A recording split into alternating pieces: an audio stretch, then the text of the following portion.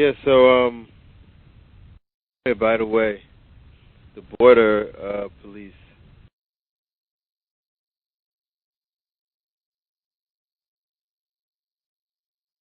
Can't hear you. I said the Canadian government.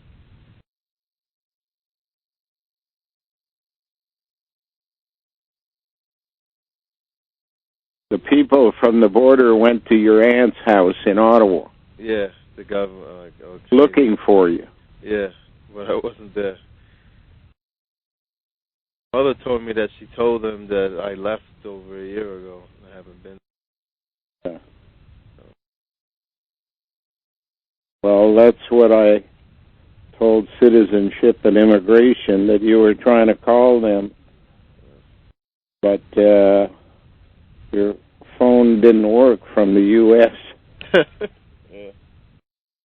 So I guess they passed the message on.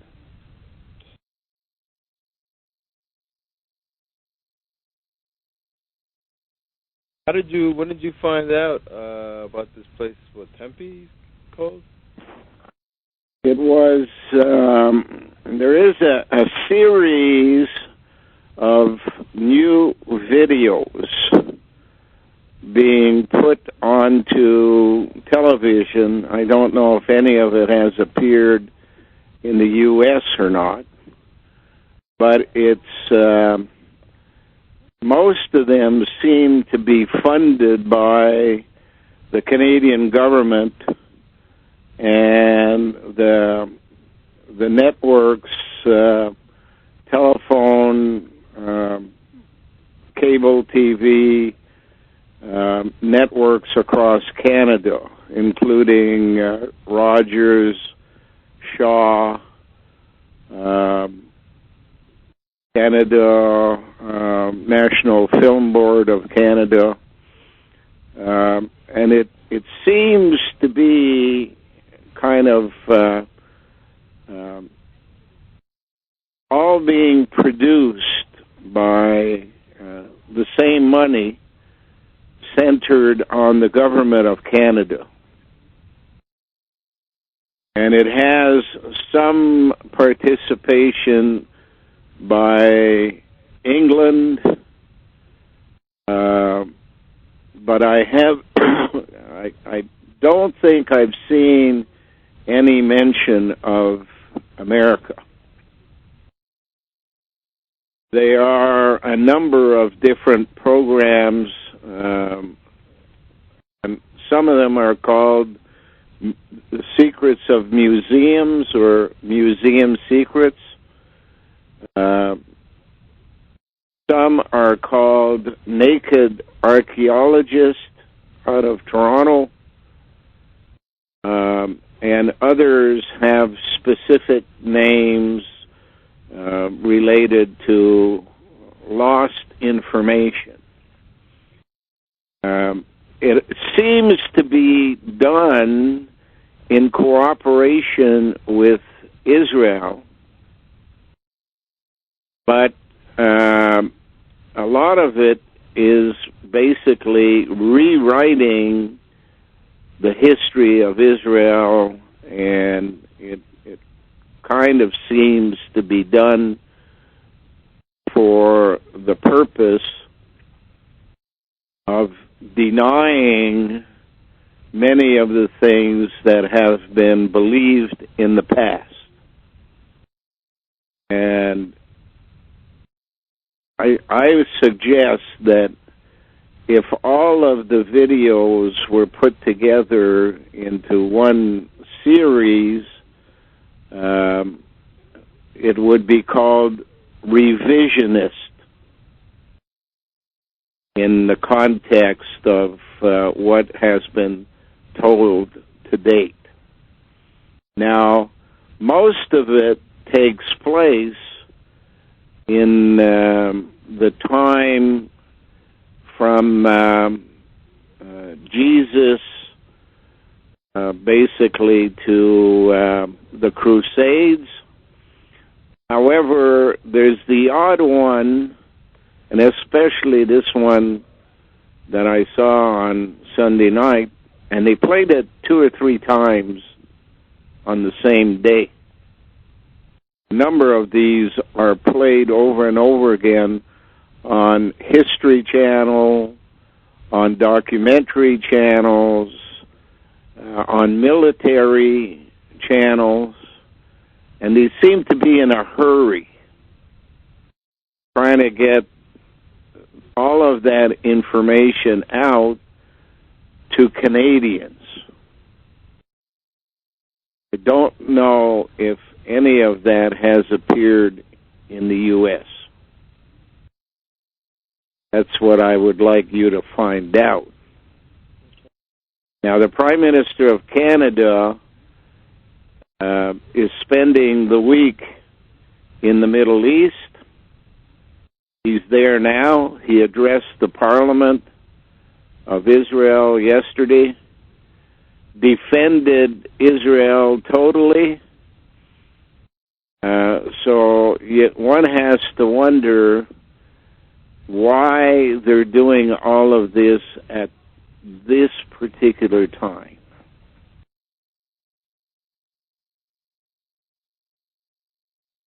Rewriting things that happened in Egypt. But the most interesting one was the one that was done on Sunday, which basically sets out in a monument type of place, something like they have in England, but much older.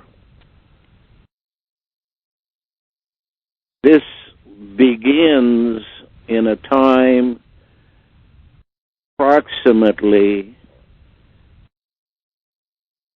10,000 to 12,000 BC.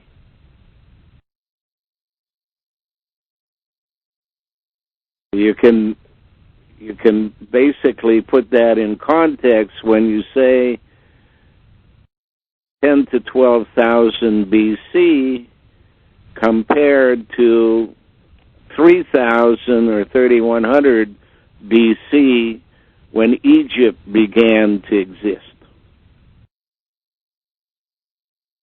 So a difference of about 9,000 years older. And it basically comes about at the end of the Ice Age, before anyone else is talked about as civilians. And they change the beginning of civilization, if you will, within the context of hunter-gatherers, whereas most historians have described the beginning of civilization with agriculture, which basically comes down to human beings purposefully growing food for the purpose of feeding an army who would then control an area called the kingdom. But hunter-gatherers, they say, are the real beginning of what happens, because they too gather food. The only difference is they didn't plant it. It was already growing, and what they do is gather it and store it. And from there, they can begin to control people using the food they have when other people no longer have it. And it's based upon a religious, ritualistic premise. It lays out what one would call two pillars in the middle of a big stone round circles. These pillars are about 18 feet tall. And from 18 feet tall, for these two pillars in the center, they are surrounded by a number of other pillars, because they reproduce this concept on a number of occasions, and different numbers of pillars surrounding the main pillars can vary from 12, 14 area down to 5 or 6, depending on the size of the place in which they put them up. They have been basically excavated and found that once they covered it up, they built another one smaller on top, covered it up, built another one smaller than that, and that basically gave the concept of having temples, starting with the biggest is the oldest, and the smallest is a local farm community type church. So religion, in the context of what people did 10,000 BC or so, is at the center of it. The gathering, hunter-gatherers, the gathering of wheat or barley or whatever in order to control the food that already exists that they didn't plant, is the beginning of controlling the world.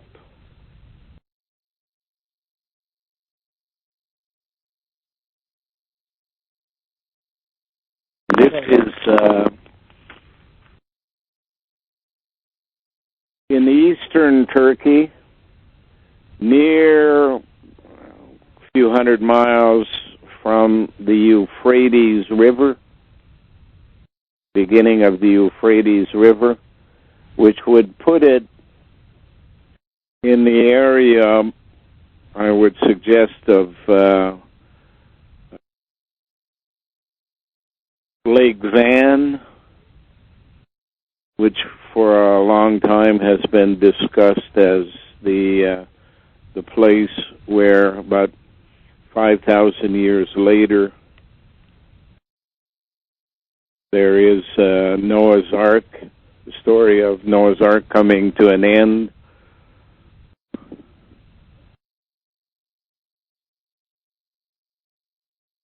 But they go through what appears to be a revisionist version of how everything began, that would lead basically to a time later on when northern Syria of today would become a center of activity between Babylon on the east and Egypt in the west, creating a kind of a pyramid, because and Egypt's Giza Plateau are about on the same parallel, whereas northern Syria at the end of the Euphrates River is much further north.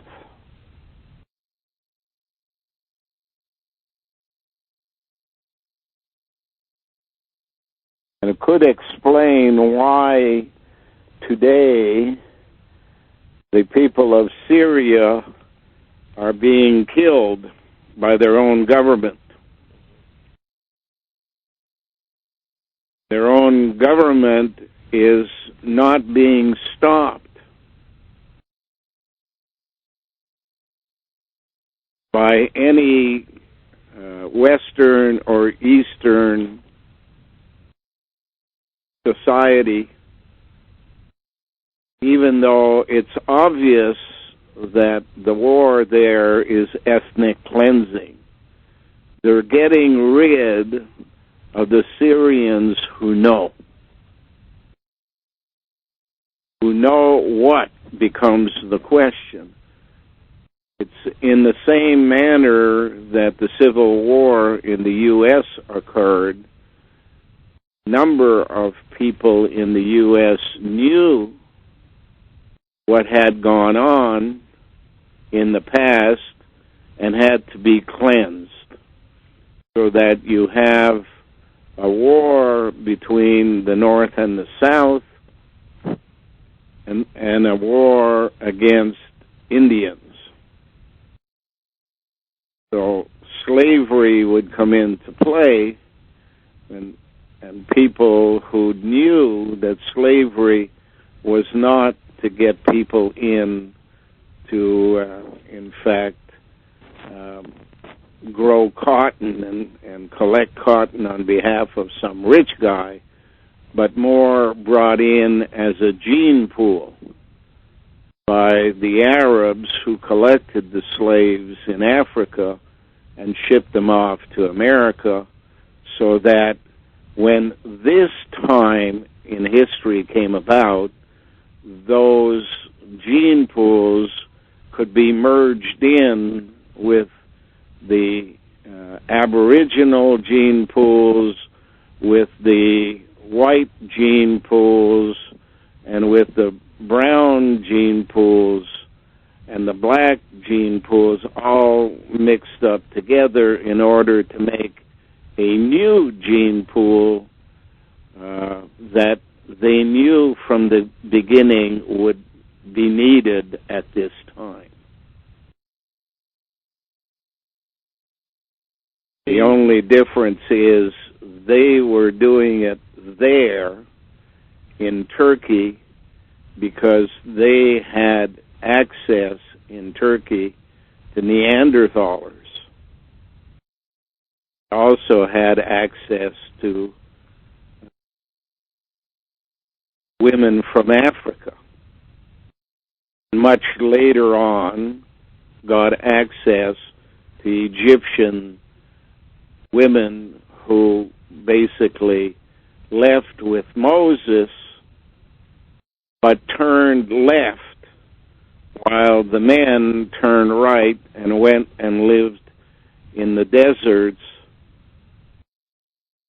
Jordan, for 40 years, until most of them had died and were replaced by a new generation of Jordanian types rather than Egyptian types. They would then move to Israel to find a new gene pool had been created by the Syrians, artificially inseminating the women who had gone from Egypt with Moses, turned left, went into what we call Israel, and from there gave birth to a specific gene pool, which eventually we got to know as Judeo-Christian.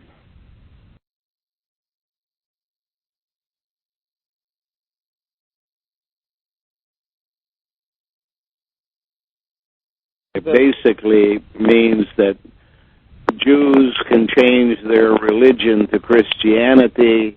Christians can become Jews at any time in the future if it's convenient to hide who they really are. When a certain group of people who know too much need to be removed, then one will remove them by war, pestilence, famine, or disease, or a combination of all four. which one would call a holocaust. Really, it's cleansing a gene pool of certain people whose genetics have too much information.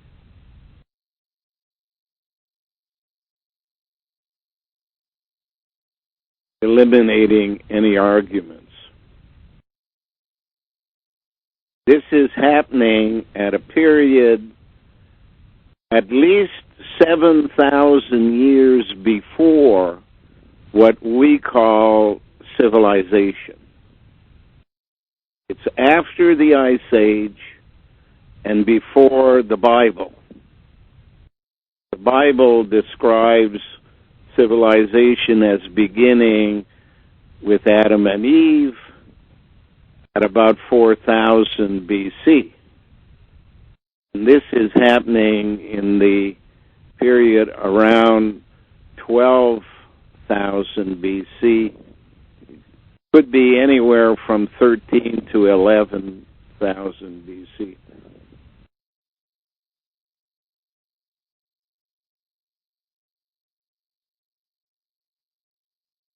They set down the parameters of how they wanted this to exist. And what you see is male, female are the two pillars in the center, and around them are what one would call the direction in which they would go. The smaller pillars, right away it struck me that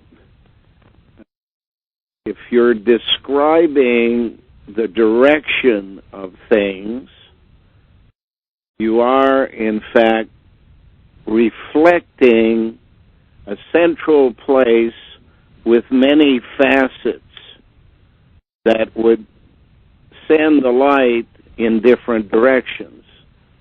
And that's a cut diamond. And the reason why they use the diamond as the central feature of knowledge, the bigger the diamond, the more information you've been given, type of thing, about what really happened and why you're on the journey that you're on. And then a breastplate made up of birthstones basically describes your task orientation.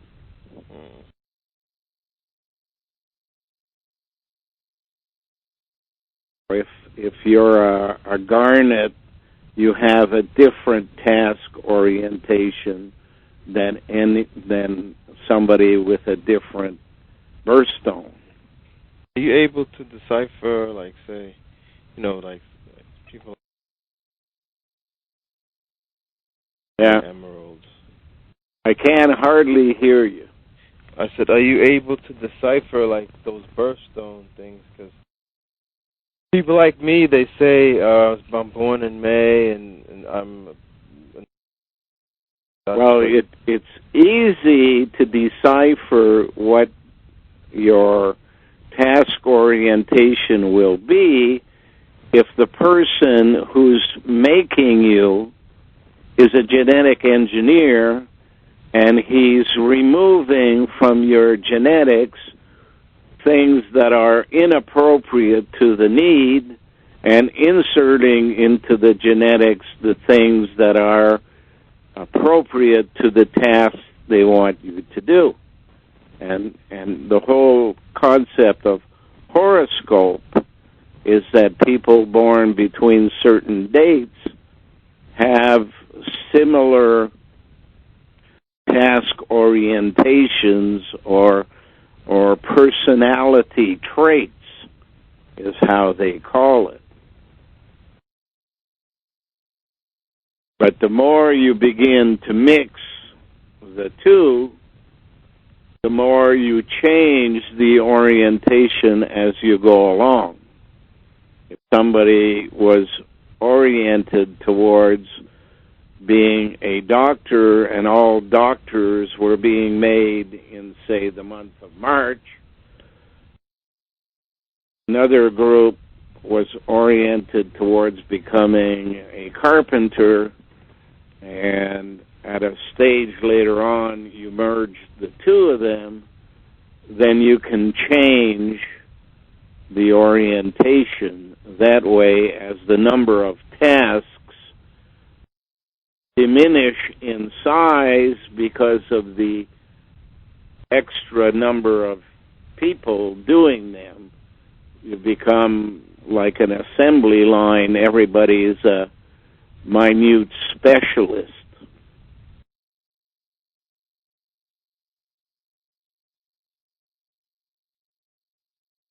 In any event, what it describes basically is that if you're going to do this genetic engineering, you begin with a certain class of people, and you do your testing on that class, which today we call royals. And then you extend that genetic engineering into a larger group of people that you would call religious.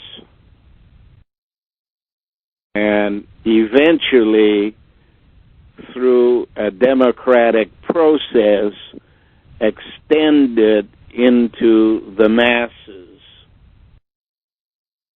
But the manufacturers of the people must keep control over the genetics of the masses. Therefore, they kind of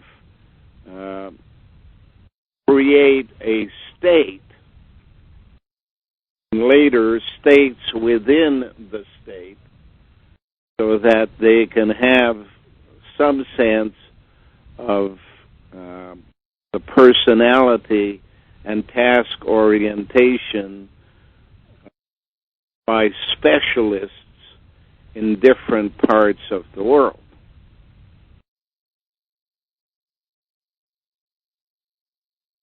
You get certainly the sense that Vermont task orientation and mentality, the people, generally speaking, living in Vermont, is different from that of those of Texas,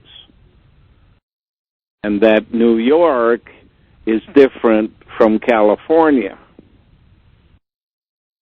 But if you understand the concept that is defined by this group in 12,000 BC, they knew that they were starting with a small population and would control the genetic development of the population as the numbers grew, because they, in order to solve their need, having lived before the Ice Age and having done things without any kind of knowledge of where it would all end up, had the advantage then of knowing where they did end up and compare that to where they wanted to end up, and then use the period following the Ice Age to specifically direct the gene pools towards the end game they want to play after this period in time. It was always done with the concept of you build a gene pool, you assign it a task, you watch it develop, and if it's not going in the direction you want today, you destroy it. You do that through war, pestilence, famine, and disease, and a combination thereof. What they wanted was 7 billion people where they could kill them at will. And at one stage of the game, changed the rules to have 7 billion people living at the same time. See the difference of how things develop, and all of them are there at the same time, compared to as you no longer need a certain group and got rid of them, your numbers were much smaller at any single time, people who were alive, compared to today, when as many people are walking alive on the planet today as have lived and died on the planet before.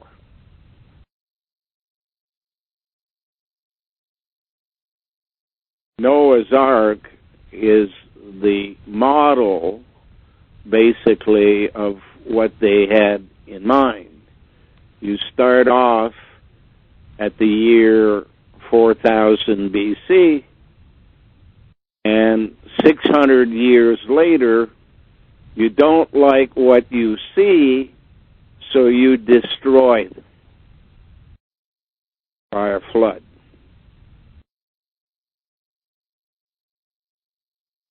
And that destruction basically is what we, on the other hand, are at the end of.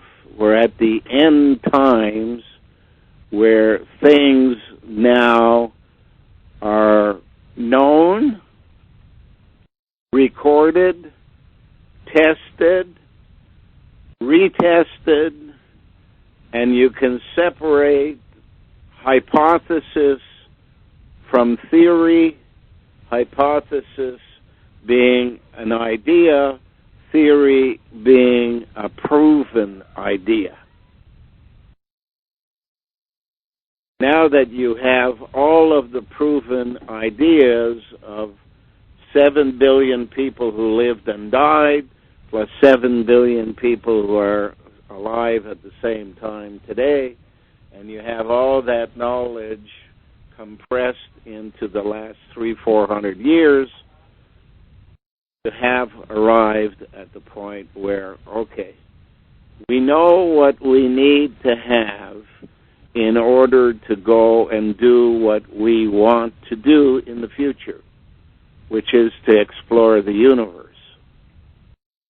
We know what kind of person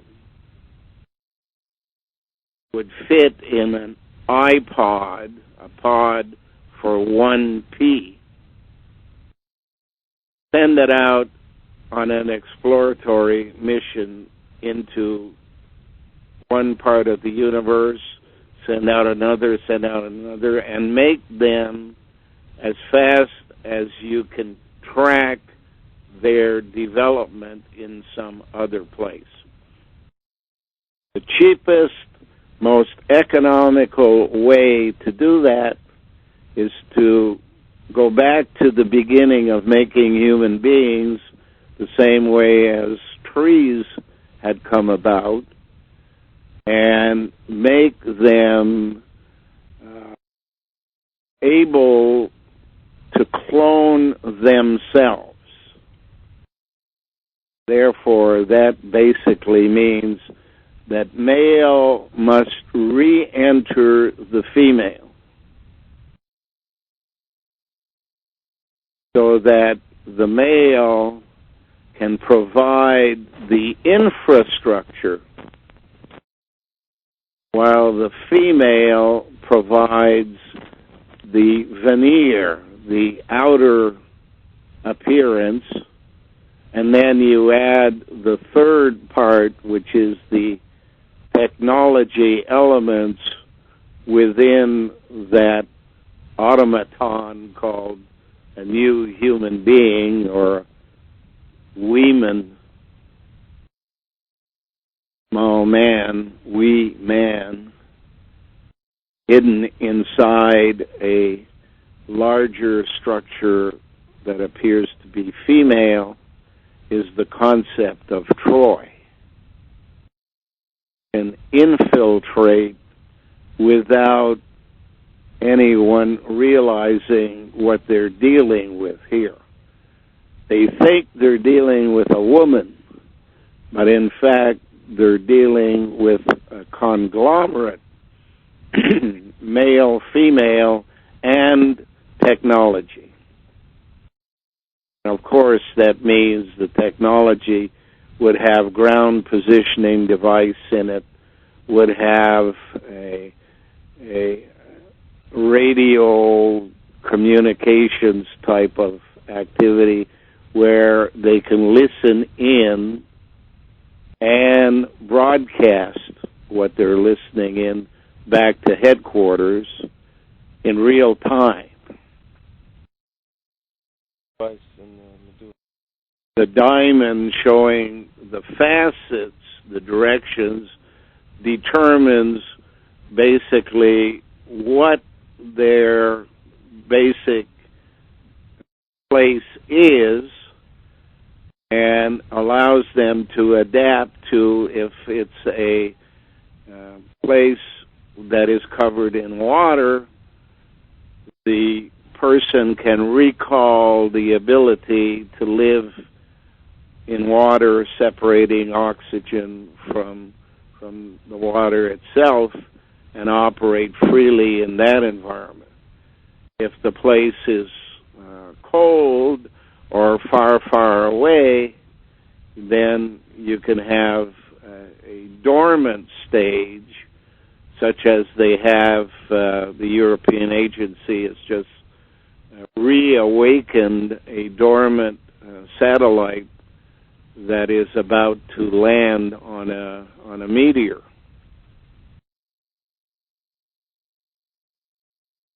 The individual is hermaphroditic in operation. It can clone itself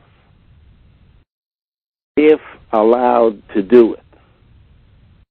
Now, that means it has the necessary parts to it to bring together the male-female aspects and reproduce, as long as the technology included in the body says it's time, it's okay now, you can do that now. But when they don't want it to happen, such as they want to shut down a colony, they can shut it down from a distance by remote control. But I thought it was the most interesting view ever expressed on media, and every time I see one of the programs, it tells me we're living at a time approaching 2020 when everyone needs to know how and why they're here.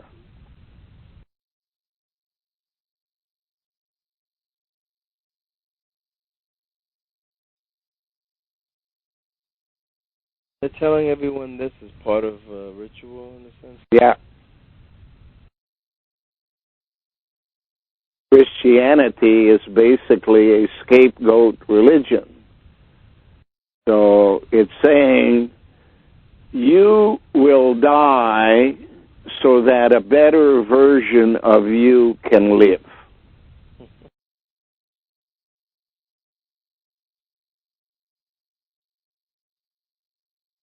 And you are a flawed person because you don't have the capabilities that are technically possible in a human being that travels in space, lands on a meteor, explores it, calls back home, tells them what they have, and can build a colony if there's something worthwhile, or be killed off if there's nothing of any value at this stage in the development of knowledge back on Earth. We might... These shows, were they... what was the name of these shows? I'm unable to tell you exactly what it was because it was only on TV and I didn't write down the title of it. But it was basically a place in Turkey whose name ends with a word called Tepe, T-E-P-E.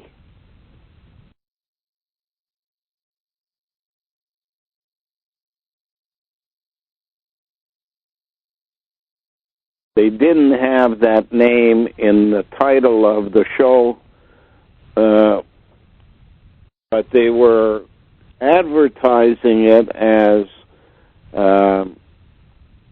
7,000 years before Egypt.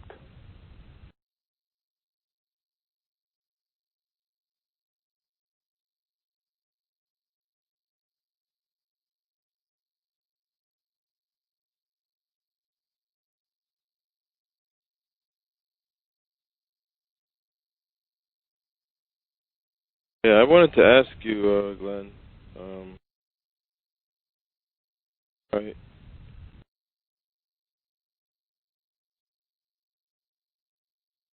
About barbarians. I'd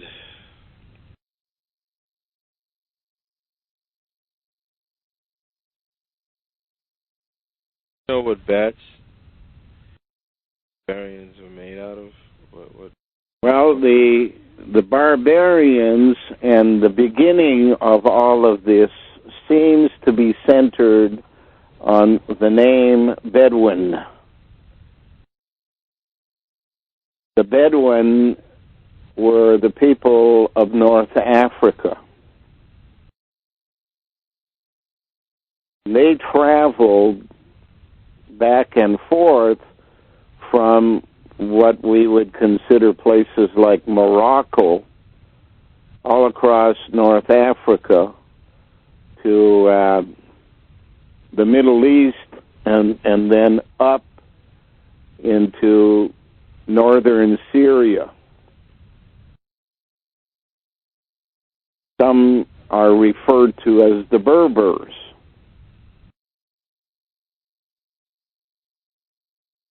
The B-E-R and the E can be interchanged with an A, basically link it to rabbi, the teachers, or Barbara. Bra contains the knowledge gathered by the brain in the same way as memory, small memory can be plugged into a computer and draw down from the hard drive to portable hard drives. And that's the purpose of the mammary on the breast, is to keep backup information that is not in current use, but is important to remember.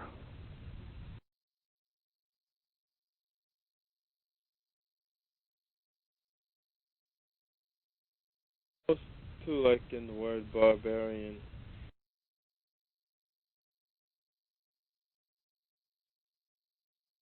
I'm not hearing you well. I said I've been seeing that a lot, like in a lot of words. Yeah. Important words. Well, at the beginning, when you want to take control, you need a bunch of people who are barbaric and cannibalistic in their approach to doing things. The word lucerne, alfalfa, is the two names of the same thing, are about barbarians and cannibals. And in Washington in January, there is a dinner party for a select group of people called the Alfalfa Club.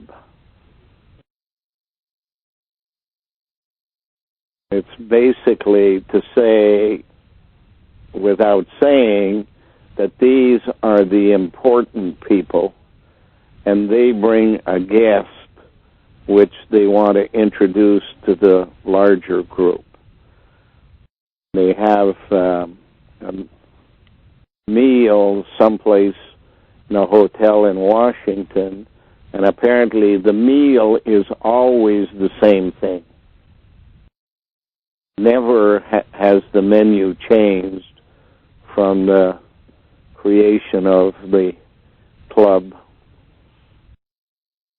I always wondered if some of that meal may be human flesh.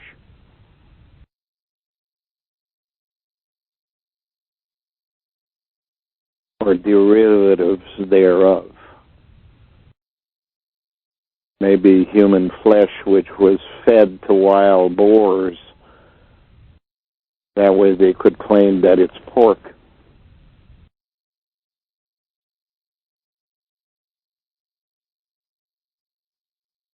Like in Hey? So people in Hollywood movies like Hannibal Lecter, Yeah. stuff like that, are they? It's a play on actual occurrences. Movies are made to give you a false memory, so that should you come across the truth, they could deny that it is in fact the truth, but rather something you saw in a movie.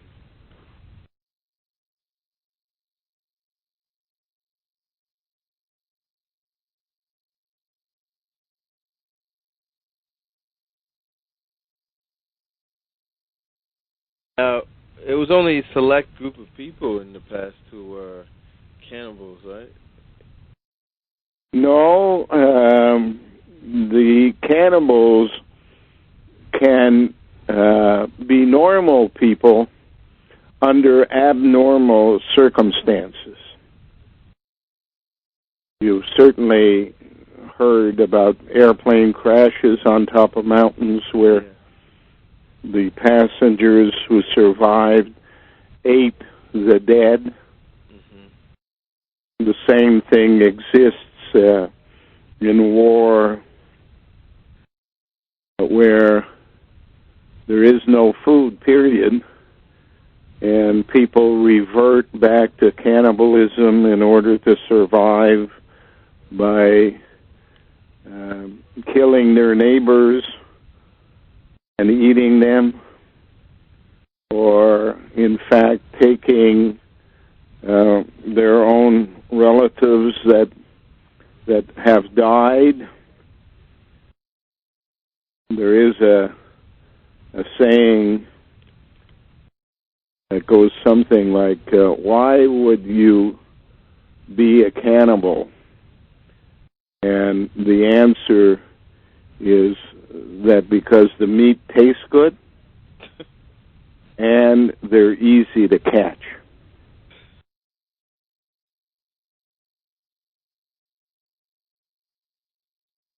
Oh.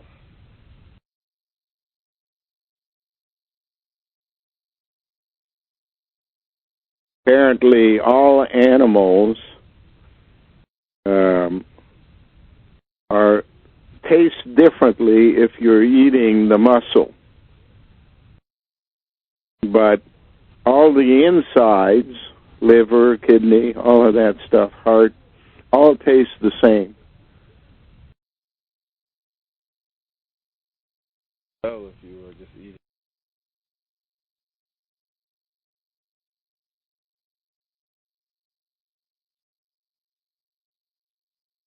So that's the kind of programming they're putting on in Canada. Only I was looking on my phone and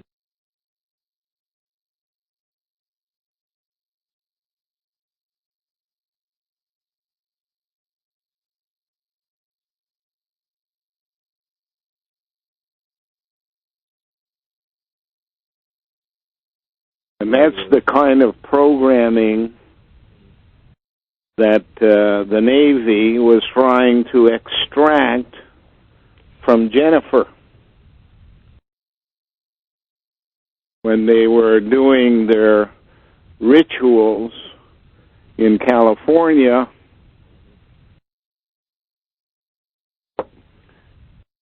And the rituals involved people they wanted to blackmail, who would then become senior politicians.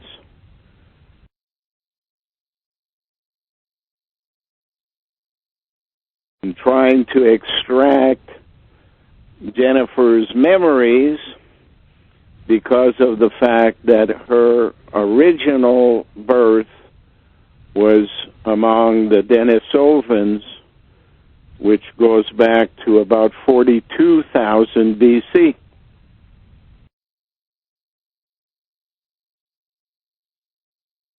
The Navy needs that information because in the U.S., the Navy has been given responsibility for space. The outer space has been basically described as being similar to water.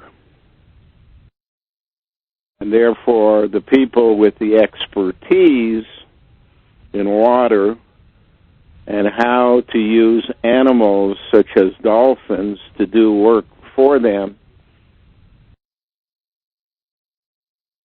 is how this world evolves under their control. The center of activity is in Maryland, where National Security Agency and the Navy have headquarters.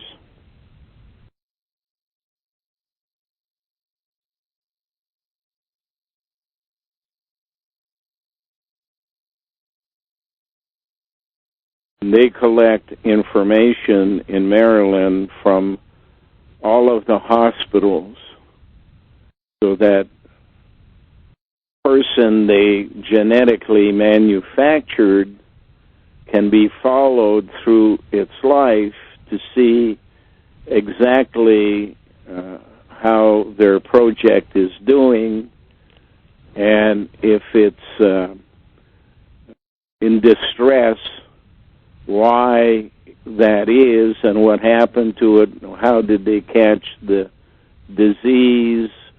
Was it basically handed over to them or picked up on their own? And in fact, what can make them better and what can kill them are all experiments that have to be undertaken. And the data accumulated under the guise of the state headquarters for the Department of Health and centralized under the World Health Organization, better known as the WHO, at the United Nations.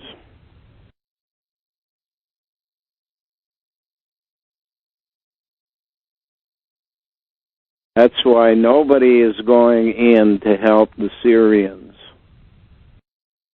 because their gene pool is too knowledgeable of how Israel came about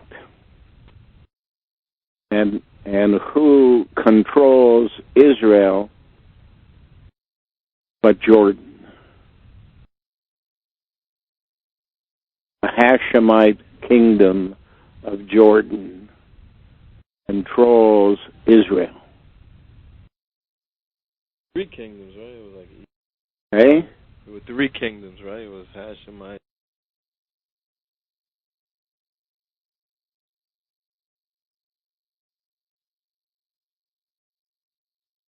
All of them are listening in right now.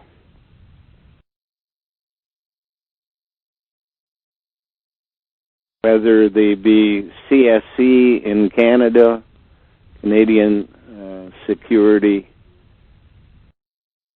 what do they call it? The CSIS? Security Establishment are listening in. The CSA in the U.S. is listening in because this is an international call and they claim they have the right to do that.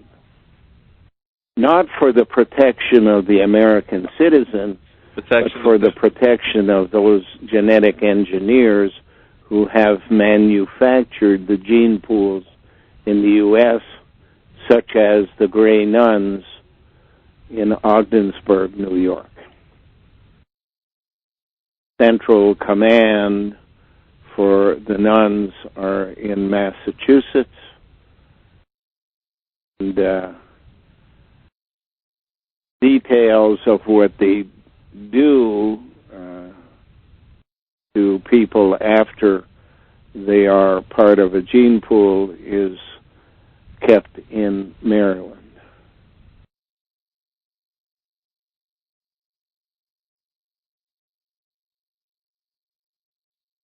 Every now and then they'll make a specific individual and send them off to New York to live out its life so that they can watch the expertise in the task orientation they gave that individual. The one that always comes to mind is Babe Ruth.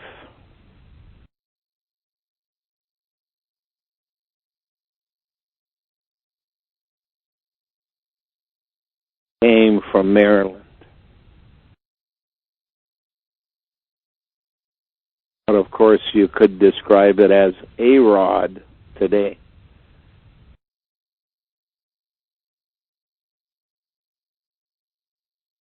The fact that New York has the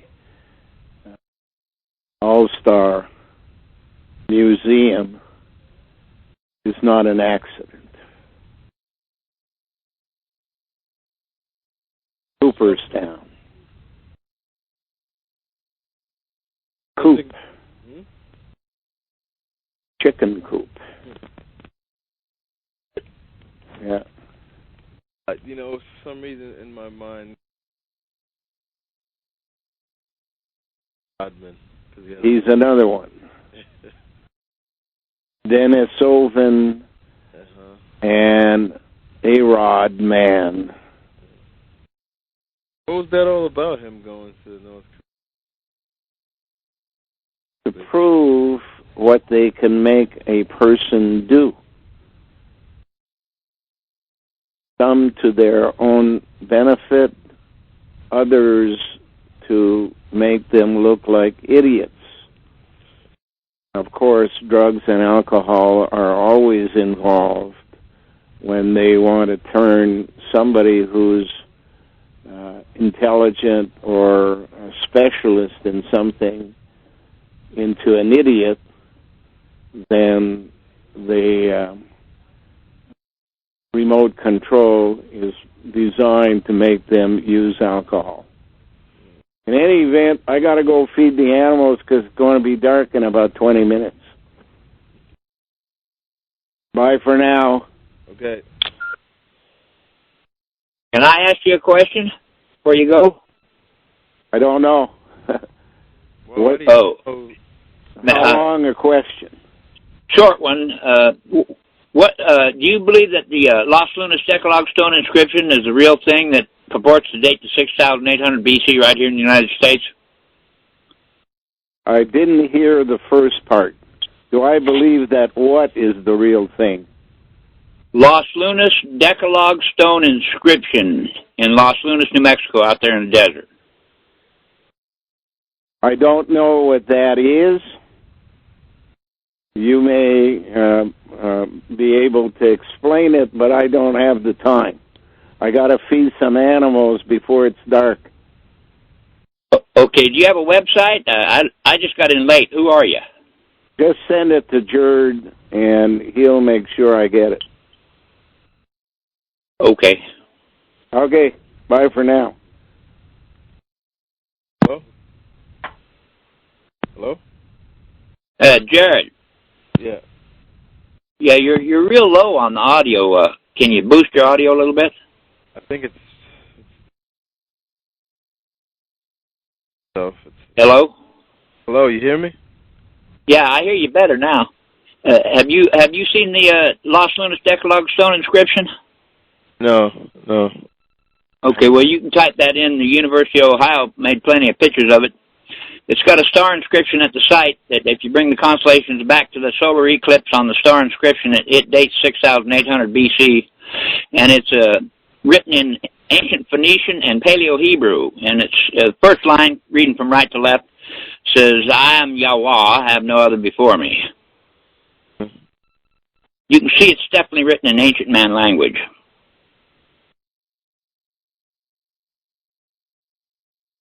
Well, I never heard of it. Yeah. Oh, it's out there. The Native Americans still hold it as sacred ground to this day. They took the Spanish over there and showed it to them when they first got here. There's lots of artifacts there that people lived there. How did you find this? You just was this a random thing you found? The Decalogue stone inscription, I don't know. I heard about it, and then I looked it up on the Internet. It's a little piece on Wiki, and there's a little piece there's a good piece from the University of Ohio with plenty of pictures. Now, the one from the University of Ohio doesn't tell you about the star inscription at the site, but you can find other people have been there from YouTube. Just look up Los Lunas Decalogue stone, and you can see the star inscription in the stones there. Did you on this talk right here? How did you find this? I was just scanning the channels on TalkShoe and found you. Oh, okay. Yeah, but that's an interesting site. He knows that fellow there. What's his name, by the way? Glen Kealey. Kealey. Yeah, Glen Kealey. Glen Kealey. Kealey. Kealey. Kealey. Kealey. Kealey. Kealey. Yeah. Oh, has he got a website?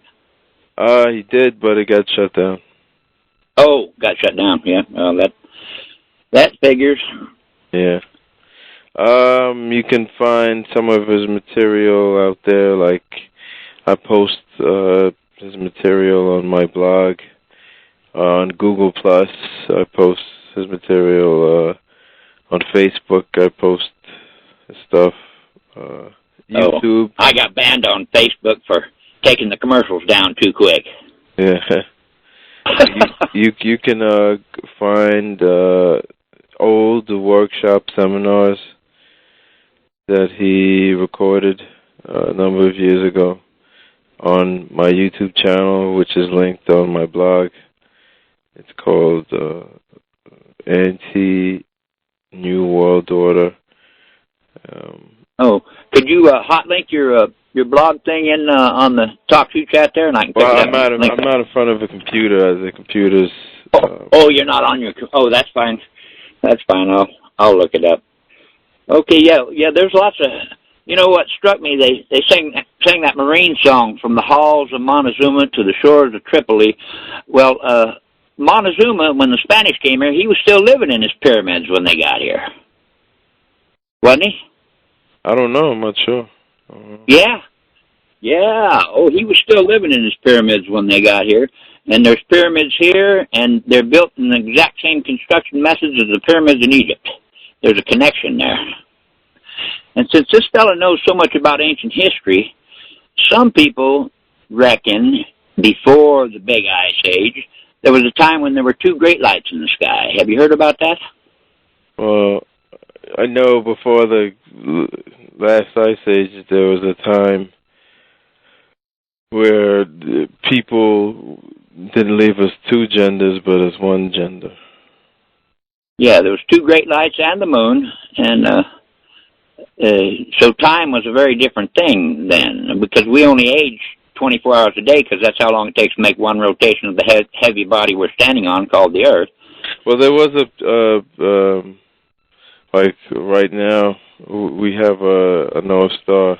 The only thing I can think about, the only thing we have is we have a North Star called Polaris, and this probably happened before, but now it's going to be coming.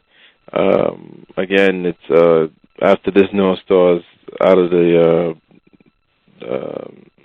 in our area, a new North Star called Aramin, and that's been called the second sun, because it's that's called the second sun. Yeah, it's because it's 20 times the luminosity of the sun that we have now. Oh, now and is that nothing can live on the surface when it's around. Nothing can live on the surface. Does it just pass by, or is it going to park in place like it used to be? Yeah, it's going to park in place. Yeah. It's going to park in place like that's very interesting right there. And for that period of time, nothing can live on the surface because it's just too hot. I think that's in 7500 AD. I'm not sure. I have my numbers confused. Anyway, very interesting. As your speaker, let me just put it bluntly, has he ever purported to have made contact with off-planet entities? No. What do you mean, like aliens or something? Yeah, because he talks about going in and colonizing space. So. Oh no, because that's in reference to what the agenda is as far for the human species. Okay. They want to make human beings, reform human beings to a better slave, two in one, a slave that would have two genders instead of one gender, and it would be used to basically go into outer space and spread this same system that we have today across the... Yeah, I was catching that part. That's the first time I ever heard it. Okay, well, let me get out of here. Nice talking to you. And how often you come on? It's random. I don't have a set schedule, but... Oh, okay. Do you usually have him on as a speaker? Yeah. Okay. Well, I'll just look for it then. All right. Thank you very much. Okay, it was nice talking to you.